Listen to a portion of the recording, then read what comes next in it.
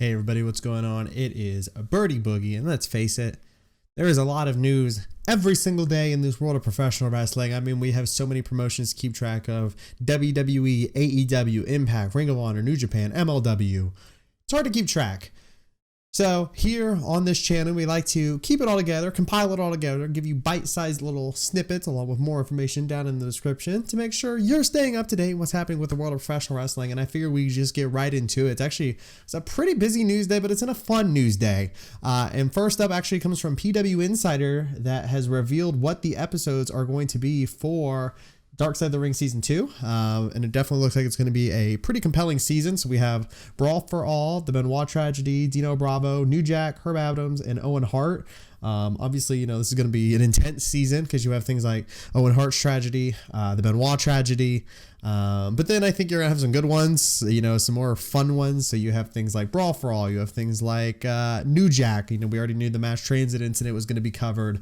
And then PW Insider also speculates that there's actually going to be a two-part special, and it looks like that is actually going to be on the Benoit tragedy. So they brought in Nancy's sister Sandra, along with Chris's other son David, to talk about the incident. But apparently, Nancy's sister Sandra, and this is all according to PW Insider, noted that this was her reuniting with David, I guess since the incident took place, and that she actually thanks the Dark Side of the Ring series for giving back her nephew. So it's definitely interesting. I'm excited to see, the new season start back up. Obviously, season 1 had some great stuff. You had Macho Man and Miss Elizabeth. You had the Montreal Screwjob. But yeah, it looks like season 2 is actually going to come to us late March, according to PW Insider. So let me know what episode you are most interested in. I think mine would definitely either be Owen Hart or the Benoit tragedy. I mean, I think at the end of the day, there's still so much we don't know about either case there, that I think it'll be interesting to see what Dark Side of the Ring uncovers. Especially, the Benoit tragedy being possibly a 2-part episode. It's going to be, definitely must-watch television for sure. And then, of course, I'm very excited for the New Jack episode just to find out more about the mass transit incident, because it seemed like for the longest time we already knew everything that we were supposed to know or could know about the mass transit incident. But it looks like Dark Side of the Ring might have uncovered something else, and I'm excited to see what it is. And our next story actually involves more television. But it actually involves a new women's wrestling show possibly coming to your TV. So for the last couple days, Gail Kim, Christy Hemme, and Amy Dumas, they're otherwise known as Lita, have been posting these pictures like you can see behind me, along with things like, oh gosh, what was it? It made it seem like we might have a shoot interview coming, a podcast, something. But it actually looks like it's going to be none of that. According to a Kickstarter they actually released just today, actually just about an hour ago. And it actually looks like Kayfabe is going to be a new professional wrestling show that the three of them are trying to make happen. They put out a Kickstarter today. They're actually looking for $400,000 in 1 month, with a total of a stretch goal of $4.8 million to create the whole season of Kayfabe. And I'm just going to read to you how they describe Kayfabe right on their Kickstarter. So they say Kayfabe is a 1-hour professional wrestling show that is 50% story and 50% in-ring action. It is an edgy, racy, cinematic television series about a female-led professional wrestling startup. The show is a dramatization and collection of female stories inspired by real events. And yes, this is still at its core a wrestling show with world-class in-ring action. And they definitely have some big names attached to it. They have Jimmy Jacobs attached to it. Chavo Guerrero is attached to it. Kylie Ray is actually featured in the trailer for it, which is very exciting. Seeing Kylie Ray possibly coming back to television. And unfortunately, it's, the project has been met with a lot of scrutiny online. A lot of people are just saying, oh, the show is never going to work. It's never going to happen. But so far, at the time of recording, we are up to $21,545 out of their $400,000 goal just to make the pilot. I hope it succeeds. It makes me laugh that so many people are like, well, this is never going to succeed. Or also the same people that constantly promote AEW and say, well, more wrestling is a good thing. This is more wrestling, and it definitely sounds more of like a female-based Lucha Underground, which sounds absolutely fantastic. So I definitely hope Kayfabe kicks off. They have some awesome rewards for their funding, and I definitely plan on at least picking up the t-shirt. I think that's the $50 reward, getting the t-shirt.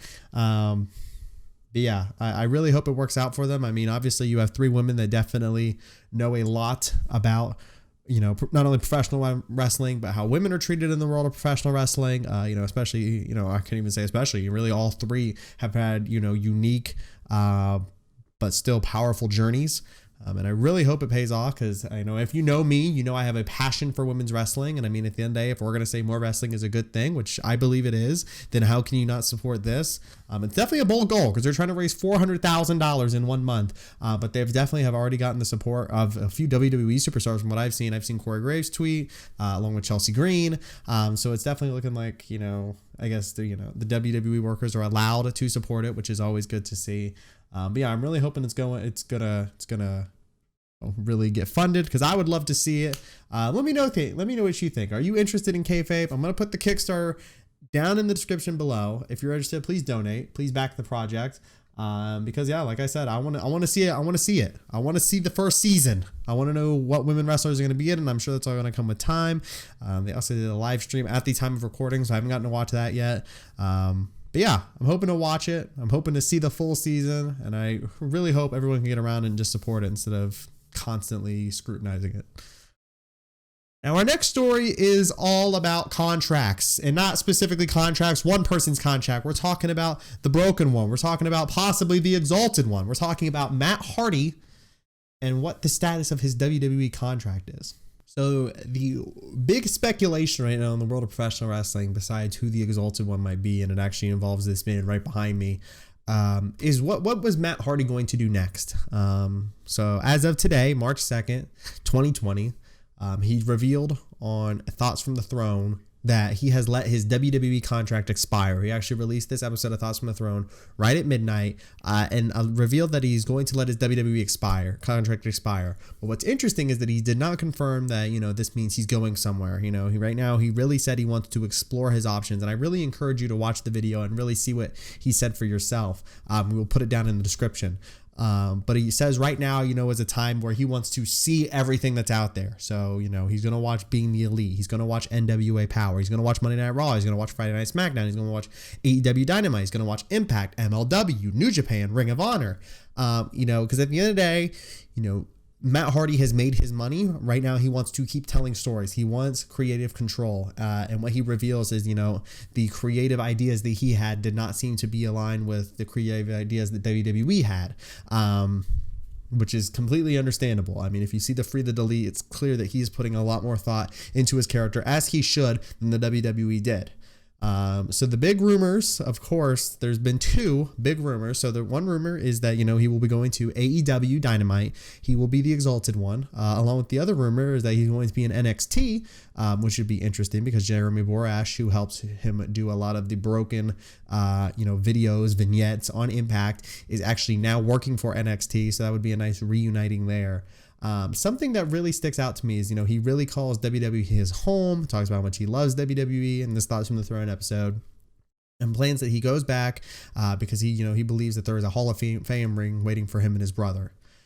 Here's why I think that means he's not going to AEW. I think once you put your name on that dotted line for AEW, I think you've kind of given up the possibility of being a WWE Hall of Famer, which is insane to think. Chris Jericho might not be a WWE Hall of Famer until years and years and years down the road. But I truly believe that, especially while Vince is still alive. Obviously, Chris Jericho is only in his 40s. But still, I think it's something that the WWE is taking very seriously. And I think if Matt signs that AEW contract, whether he's the exalted one or not, if he signs that AEW contract, he is at risk of forfeiting his Hall of Fame induction.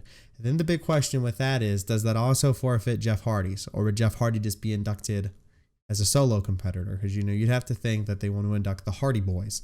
So I truly do not think that Matt Hardy will go to AEW. I think both of them are playing it up way too much. It actually was played up even more today during Being the Elite. Right at the end of the episode, Matt and Nick Jackson get a phone call from a 910 area code. 910 is in North Carolina, which is interesting because it's also where the Revival's from. But they said they need to make a quick stop.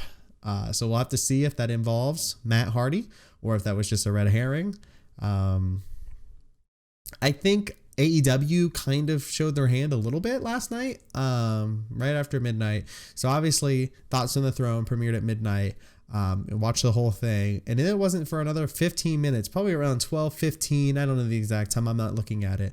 But AEW tweeted the Exalted One is near. Now, in my personal belief, if they knew Matt Hardy was going to sign with AEW as soon as his WWE contract expired, I put that at midnight. What I think AEW was doing, I think they were watching that video to confirm he did not re-sign with the WWE. And then they put out that picture. I could be wrong. You know, obviously this is all speculation, but let me know what you think. Where do you think Matt Hardy's going to go? Where would you like to see him end up? Honestly, it'd be interesting to see him go back to Impact. I think that'd be interesting to see. You know, Marty Scurll could also talk to him about going to Ring of Honor. You know, Ring of Honor definitely needs a big push right now. And, you know, signing the legend that is Matt Hardy, bringing the broken Matt Hardy character to Ring of Honor might be the way to do that. I mean, you know, he did win the Ring of Honor tag team titles. So yeah, let me know where you think he's going to end up. And our last piece of news is a little bit of fun, and it is actually a new premium VIP meet and greet that was added to WrestleMania Access. So find out who it was. Both of them have babies on the way. They are soon going to be inducted as members of the WWE Hall of Fame. And now the Bella Twins are actually going to have a Platinum Plus meet and greet at WrestleMania Access Saturday, April 4th at 1 p.m. I'm a little disappointed I can't go. We've met the Bella Twins, have always been two that have evaded me in meeting. But I actually will be at Bullet Club Beach Party when the Bella Twins are doing their meet and greet, unfortunately. But it's going to be Saturday, April 4th, 1 p.m.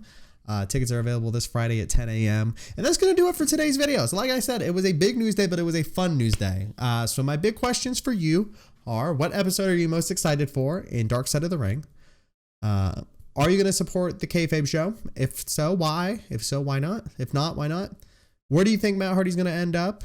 Where would you like to see him end up? And then I guess, are you excited for the Bella Twins? Because I feel awkward if we have every segment with a question and this one doesn't. But yeah. Thank you for enjoying. It's been a while since we've been on air. It's been a while since we've had a video. I apologize for that. But guess what? We're back. I feel like we came back with a little bit of a bang. I think it was a good episode. If you disagree, hit the dislike button. If you agree, hit the like button, hit the subscribe, hit the comments. My name is Birdie Boogie, and I will see you next time.